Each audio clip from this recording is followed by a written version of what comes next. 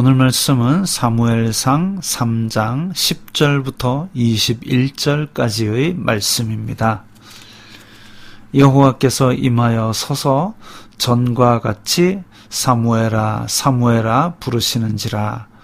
사무엘이 이르되 말씀하옵소서, 주님의 종이 듣겠나이다 하니, 여호와께서 사무엘에게 이르시되 보라, 내가 이스라엘 중에 한 일을 행하리니 그것을 듣는 자마다 두 귀가 울리리라. 이 두 귀가 울린다는 말은 쉬운 성경에서는 그 일을 듣는 사람은 깜짝 놀라게 될 것이다. 그 말씀, 심판의 말씀이 충격적이라는 말씀이지요. 내가 엘리의 집에 대하여 말한 것을 처음부터 끝까지 그날에 그에게 다 이루리라. 하나님의 심판은 굉장히 그 이전까지는 하나님이 오래 참으시고 회개의 기회를 주시고 권면을 주시고 힌트를 주시는데, 그렇게 오래 참지만 심판의 그날이 딱 왔을 때까지 회개하지 아니하면 득달같이 들이닥친 심판 앞에서 그야말로 변명의 여지, 피할 여지도 없이 끔찍한 심판을 당하게 되는 것이죠.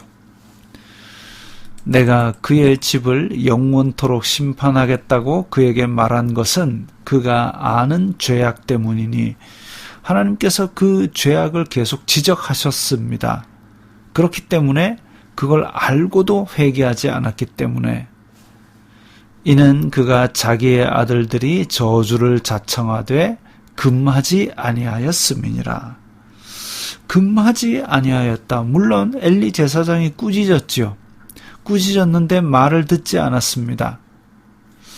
저주를 자청하였는데 금하지 않았다. 어떻게든지 그것을 끊었어야 합니다. 그리고 회개했어야 합니다. 그런데 그러지 않은 것이죠. 왜?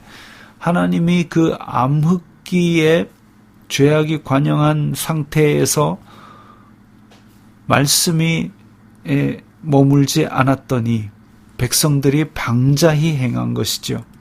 그러니까 제사장인 홈리와 비나스도 하나님에 대해서 전혀 비중 있게 생각하지 아니하고 하나님에 대해서 전혀 영광 돌릴 생각을 안 하고 그야말로 제사를 이용해서 자기 배만 채운 겁니다. 하나님께서 침묵하실수록 우리는 더욱더 마음을 조심해야 됩니다. 침묵하니까 무시하는 것은 자기의 심판을 더 크게 만드는, 더 끔찍하게 만드는 결과를 가져올 것입니다.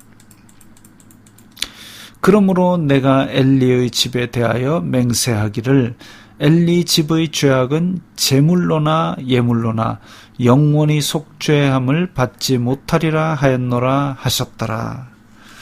참 안타까운 일이죠.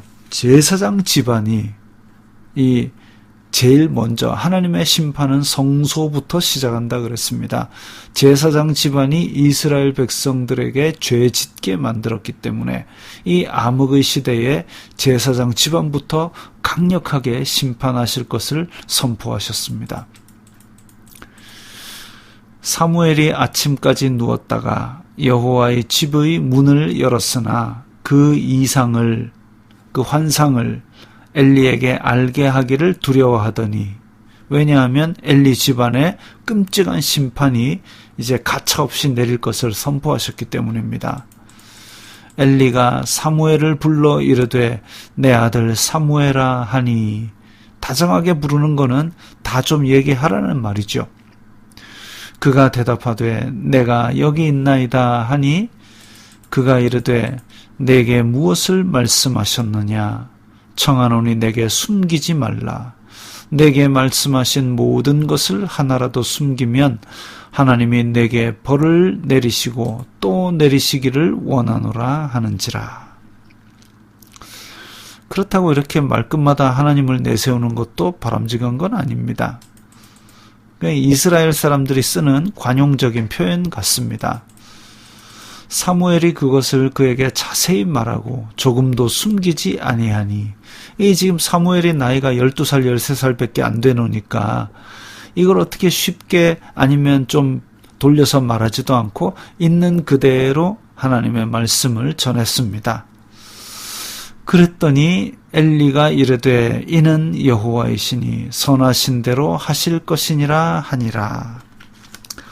자, 이게 왕 앞에서 우리나라 왜 신하들이 성은이 망극하여이다 하듯이 하나님께서는 하나님의 심판이 선포되었을 때 악인에게 심판하심으로써 하나님께 영광을 돌리는 그런 결과를 가져옵니다. 선한 사람을 복을 주고 악한 자를 심판하심으로 하나님의 공의를 드러내고 또 죄인이 회개했을 때 용서하심으로 하나님의 자비를 드러내고 이것이 하나님께서 영광을 받으시는 방법인데 엘리 제사장 집안에 심판이 선포되었을 때에 엘리 제사장이 선하신 대로 하실 것이니라. 그렇게 하나님께 영광을 돌린 것까지는 좋았지만 그러고 나서 회개를 했어야 되지 않는가. 이건 잘해서가 아니라 내가 용서받을 만한 뭔가 건덕지가 있어서가 아니라 하나님은 자비가 크시기 때문에 나는 죽을 죄를 지었지만 하나님의 자비하심만 믿고 엎드립니다 하고 하나님 앞에 엎드려 회개했어야죠. 뉘우칠 회, 고칠 개, 뉘우치고 고쳐서 홈리와 비나스도 바로잡고 하나님 앞에 엎드렸어야죠. 그냥 심판한다고 했을 때 아유 하나님은 선하시니까 됐다 끝 이게 아니라 엎드려 회개했어야 되는 것이죠. 우리도 마찬가지입니다. 앞으로 최후의 심판이 예수 그리스도 다시 오실 날이 얼마나 남았는지 알 수는 없지만 우리는 말씀이 우리를 찌를 그때에 물론 우리의 마음이 많이 무뎌져서 그렇게 심각하게 찔림이 아니라 할지라도 말씀이 우리를 찌를 때에 우리는 그때그때 여호와는 선하시니 거기서 그칠 것이 아니라 주님의 자비하심에 기대며 회개하는 그런 믿음을 가져야 할 것입니다. 사무엘이 자라매 여호와께서 그와 함께 계셔서 그의 말이 하나도 땅에 떨어지지 않게 하시니. 자, 사무엘은 어려서부터 하나님 앞에서 섬기면서 정말 한결같이 그렇게 순종하는 모습을 보였습니다.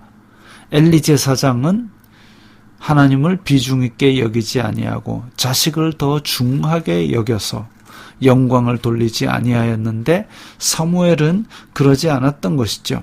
여호와께서 그와 함께 계시고 하나님 전에서 하나님을 섬기면서 하나님을 비중 있게 여겼고 그러니까 그의 말이 물론 하나님께서 사무엘을 통해서 하신 말씀이겠죠.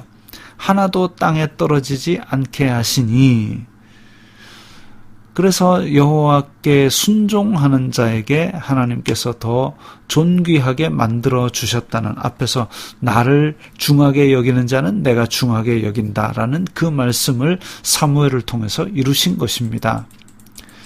단에서부터 브엘세바까지 이스라엘의 가장 북쪽의 단, 가장 남쪽의 브엘세바, 우리나라 같으면 뭐 백두에서 할라까지 뭐 이런 의미로 사용되는 말입니다. 단에서 브엘세바까지의 온 이스라엘이 사무엘은 여호와의 선지자로 세우심을 입은 줄을 알았더라.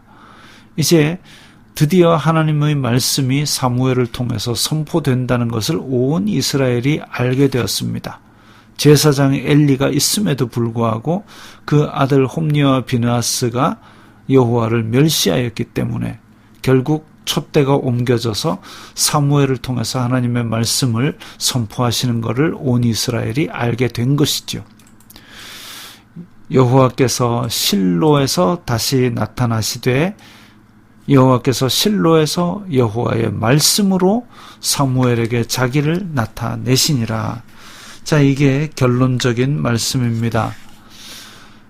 이제 그 오랜 침묵기를 깨고 여호와께서 실로에서 나타나셨는데 어떤 형식으로 나타나셨느냐? 말씀으로.